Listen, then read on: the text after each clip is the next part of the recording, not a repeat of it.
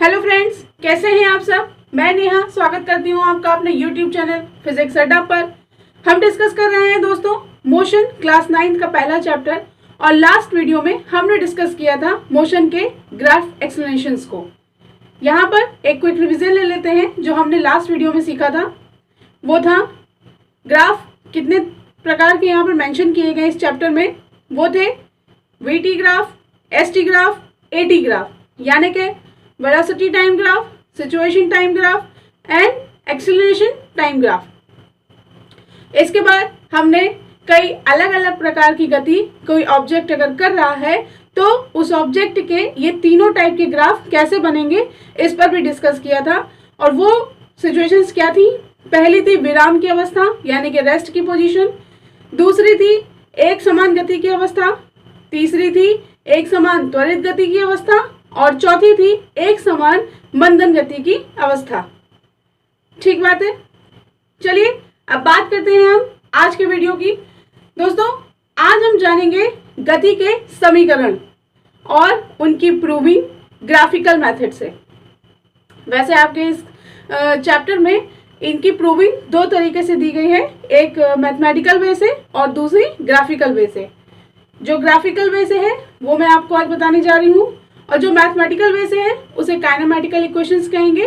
वो मैथ्स के रूल्स लगा करके होगा। वैसे ग्राफ वाली में भी मैथ्स के रूल लगेंगे बट फिर भी उसका एक्सप्लेनेशन जो है वो ग्राफ के थ्रू दिया जाएगा। ठीक बात। अब बात करते हैं हमारे आज के सबसे इम्पोर्टेंट क्वेश्चन की कि गति के समीकरण क्या हैं, उनकी ज़रूरत क्या है और उन्हें क्यों बनाया गया। चलिए अब बात करते हैं कि हमने अपने प्रीवियस वीडियोस में गति के बारे में क्या जाना था। दोस्तों हमने गति के बारे में ये जाना था कि गति दो प्रकार की होती है, एक समान गति और दूसरी असमान गति। एक समान गति में चाल और वेग जो होता है वो नियत होता है और असमान गति में चाल और वेग बराबर बदल रहा होता है। ठीक बात। जब एक समान गति में चाल या वेग बराबर है, कांस्टेंट है, नियत है, तो उस जगह पर त्वरण की कोई आवश्यकता ही नहीं होती क्योंकि वहां पर कोई त्वरण एप्लीकेबल ही नहीं होता है। और जब ये असमान गति की बात आती है तब वहां पर त्वरण इंट्रोड्यूस होता है, यानी कि त्वरण वहां पर लगाया जाता है, त्वरण की कोई वैल्यू होती है। एक समान गति के लिए speed is equal to constant and acceleration is equal to 0। ठीक है। तो यहाँ पर आपके जो फॉर्मूले लगते हैं वो वही लगते हैं जो मैंने आपको सेकंड वीडियो में बताया था कि चाल का क्या फॉर्मूला है, वेग का क्या फॉर्मूला है, औसत चाल औसत वेग का। लेकिन जब बात आती है असमान गति की तो वहां पर ये फॉर्मूले एप्लीकेबल नहीं होते। अब आप मुझसे पूछेंगे कि ऐसा क्यों होता है, तो चलिए जानते हैं कि ऐसा क्यों होता है, वो भी एक एग्जाम्पल के थ्रू।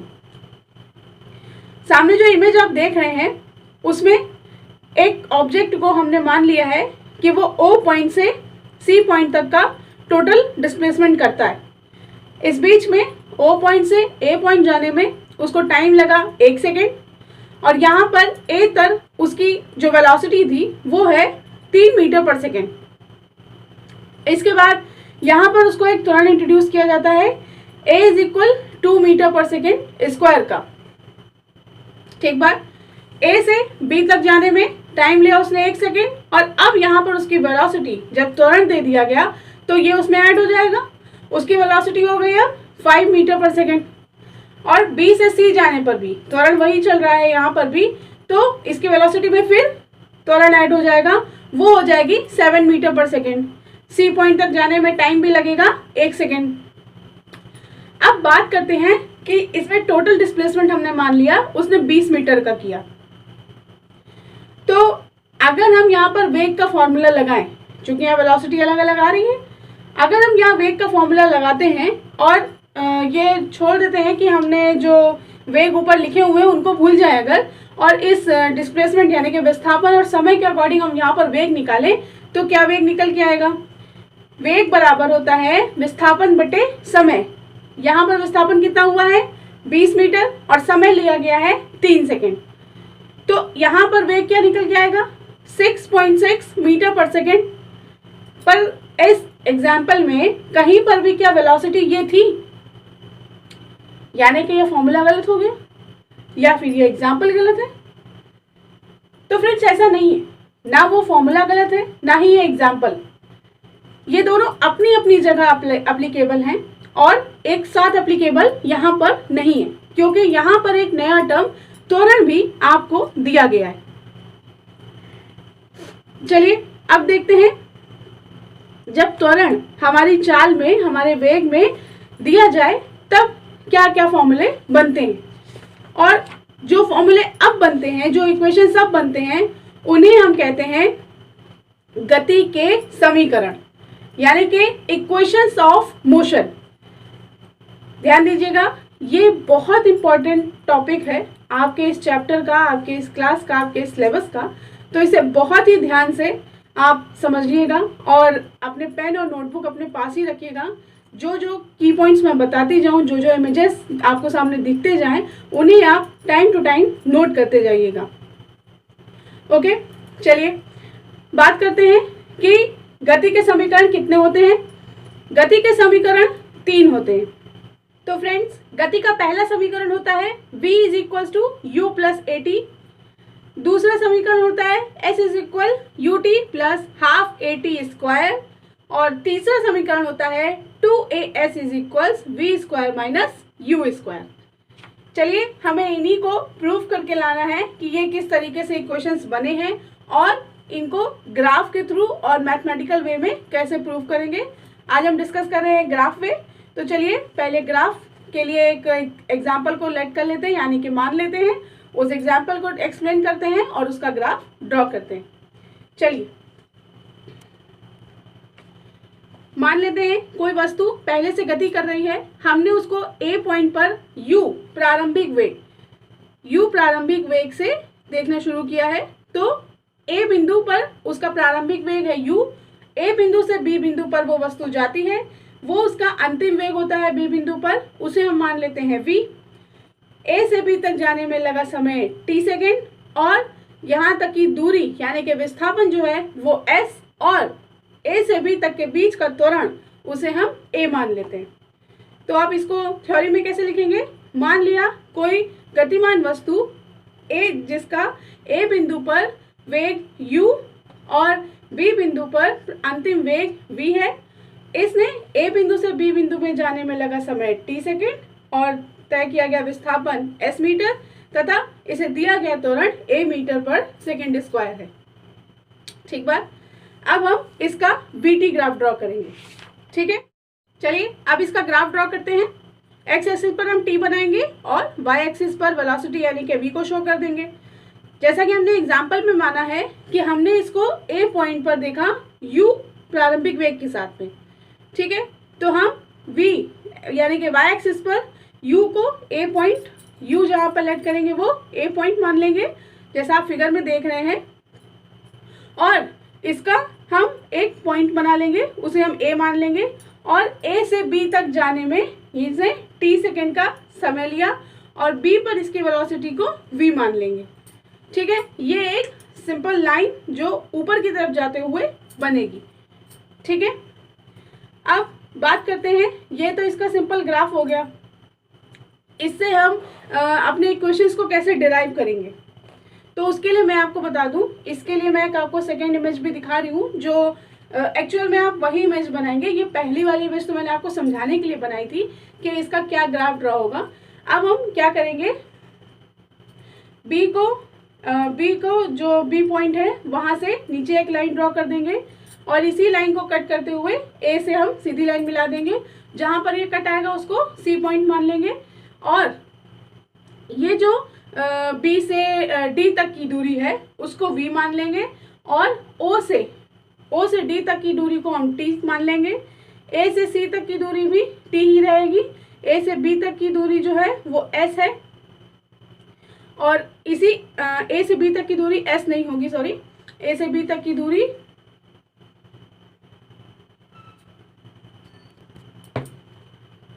बी से डी तक की दूरी वी होगी और ओ से डी तक की दूरी टी होगी और ओ से ए की दूरी यू होगी। ठीक बात। चलिए अब बात करते हैं डेरिवेशंस की पहले समीकरण के लिए। तो दोस्तों हम जानते हैं त्वरण की परिभाषा से कि त्वरण का फॉर्मूला क्या होता है। त्वरण बराबर वेग में परिवर्तन बटे समय। ठीक है, तो यहाँ पर आप देख रहे हैं कि वेग में परिवर्तन को इस ग्राफ की इस जो ये लोकेशन पॉइंट्स दिए हैं ऐसे कैसे शो करेंगे।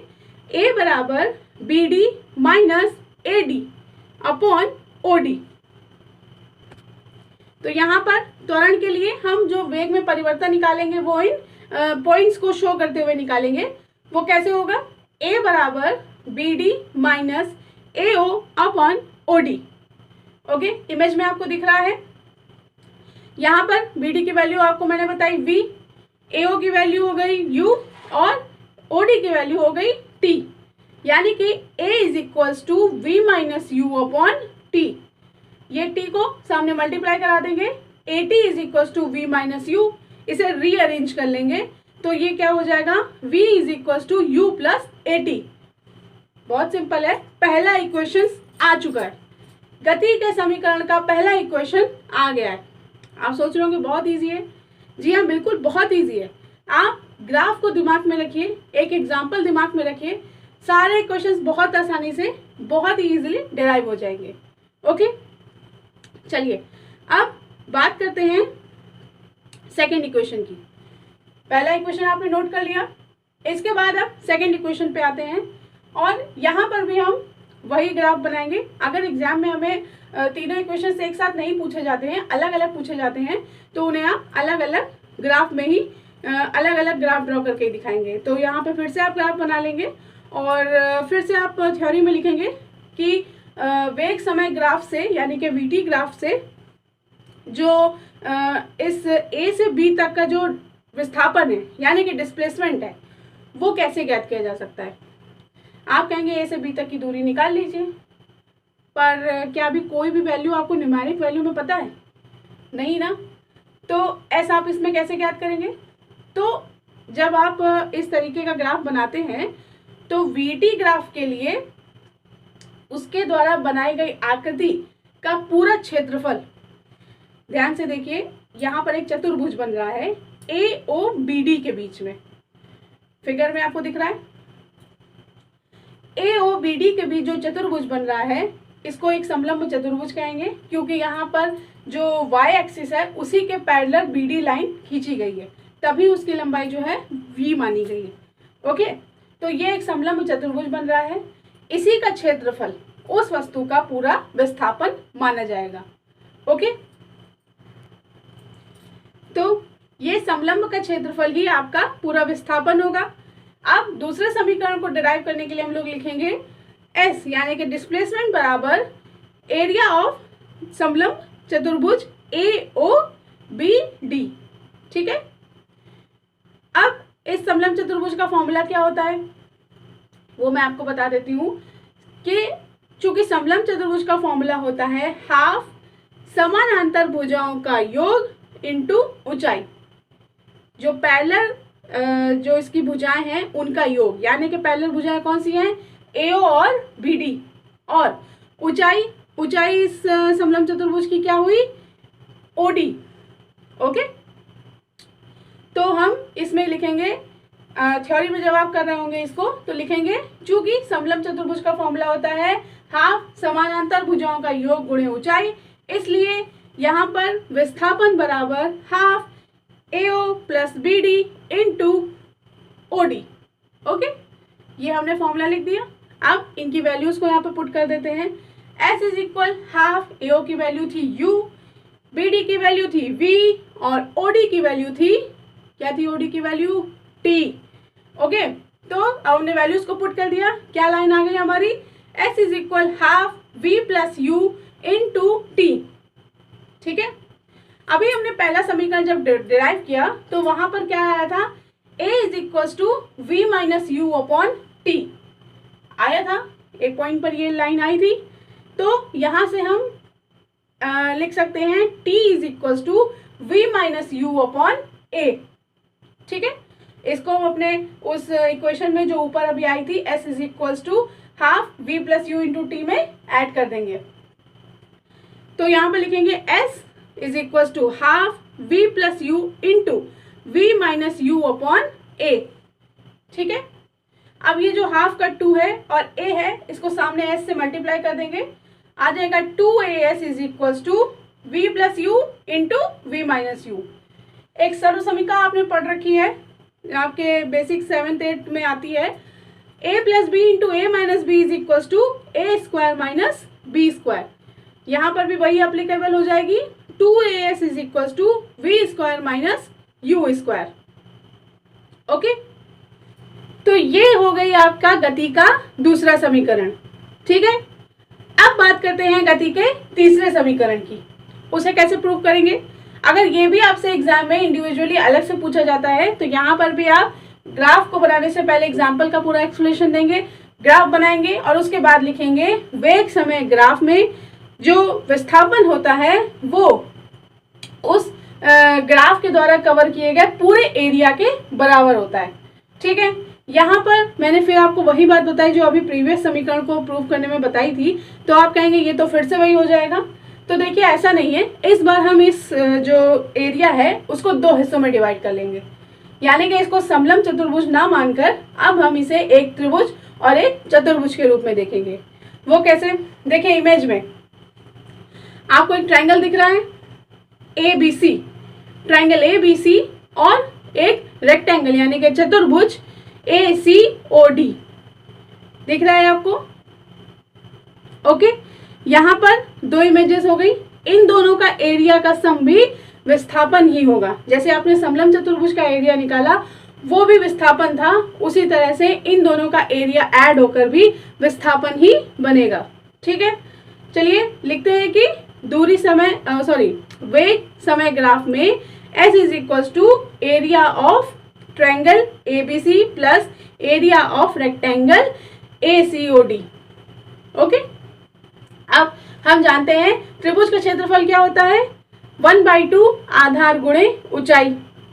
और इस त्रिभुज में आधार क्या है? आधार क्या है जल्दी देखिए, आधार है AC और ऊंचाई है BC। ठीक है, तो इस त्रिभुज के क्षेत्रफल का फॉर्मूला क्या बनेगा, 1/2 AC इंटू BC। ठीक है, अब बात करते हैं इस चतुर्भुज के क्षेत्रफल की। चतुर्भुज का क्षेत्रफल का फॉर्मूला क्या होता है, लंबाई गुणे चौड़ाई। ठीक है, इस लंबाई गुणे चौड़ाई में यानी कि इस चतुर्भुज में लंबाई क्या हुई AO और चौड़ाई हो गई OD।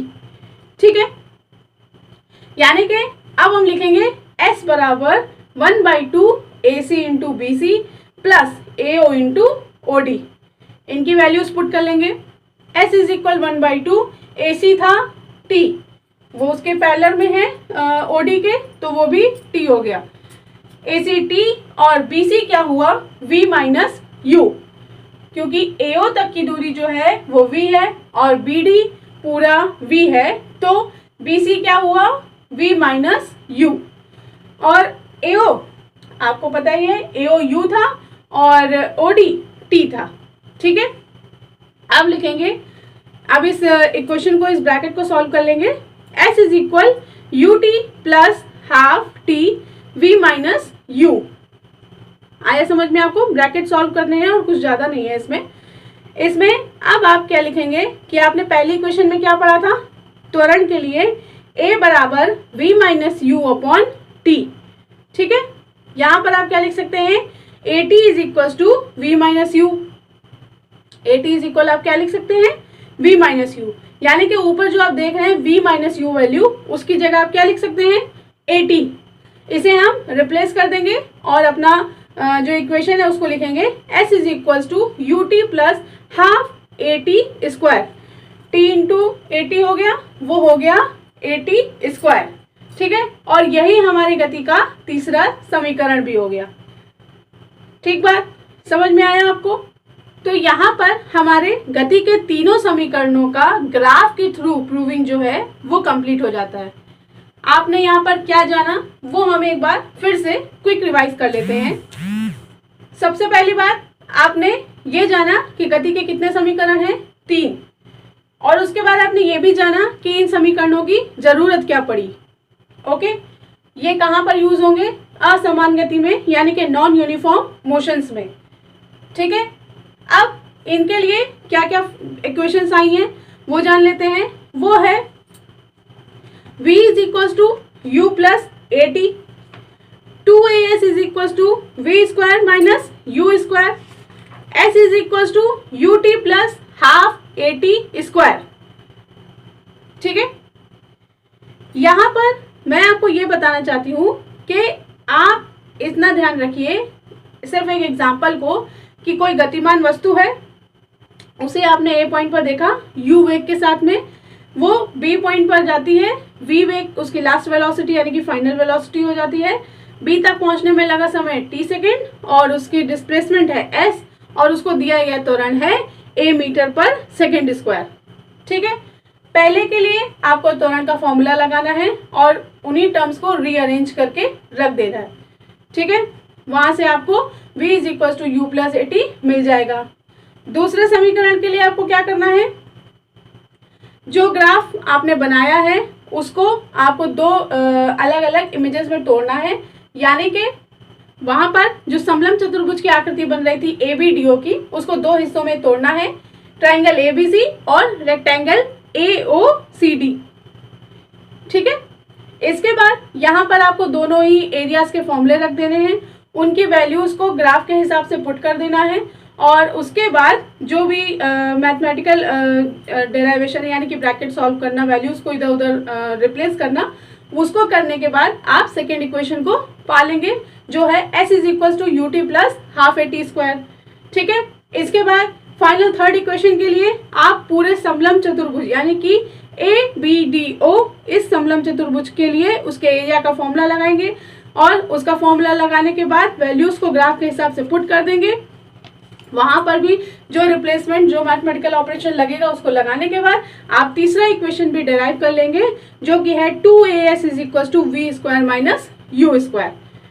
ठीक है, आई होप आपको ये वीडियो समझ में आया होगा। अगर आपको कोई पॉइंट नहीं समझ में आया है तो मुझे कमेंट कीजिए और अगर आपको मेरा वीडियो अच्छा लगा है तो उसे लाइक कीजिए, शेयर कीजिए, मेरे चैनल को सब्सक्राइब कीजिए ताकि हम आपको इसी तरीके से नए वीडियोस लाकर देते रहें। Okay, thank you.